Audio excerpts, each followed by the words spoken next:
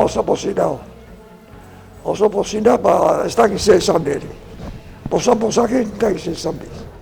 Guk esan kulturaldetik Julen dela pertsonai oso garrantzitsua Elgoibarren, naiz eta hemen ez bizi, elgoibartarra da, guretzako pentsatzen gendun zerbait egin behar genduela, gainera aurten urte egin dutu, eta beharrezkoa zen zerbait bere oroimenez egitea, eta aurten nolan dakagu 675. urte hurrena, Elgoibarkoa, eta berak 100 urte egiten zuen, uste dugu gauza biak helduta egin genezakeela olako ekitaldi polit bat, bere marrazkiak erakutsi Elgoibarko herriari.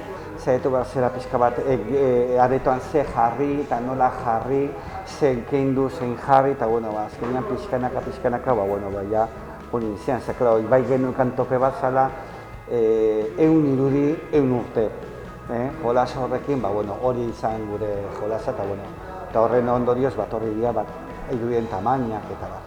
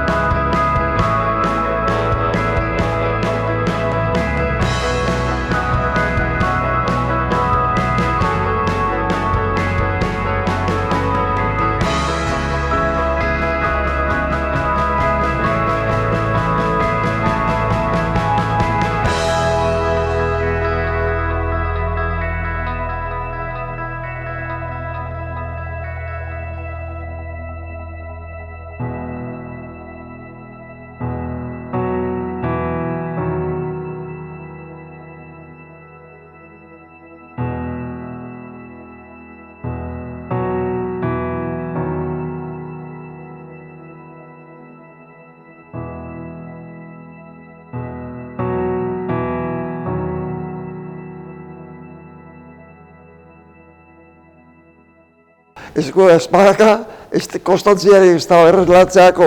Hau gaitza esaten duzute, jazta. Nik hau bezinik egin, baina beti, segi, eta beti gaizki indut, ondo itxera. Borrotak ikasi itxen da.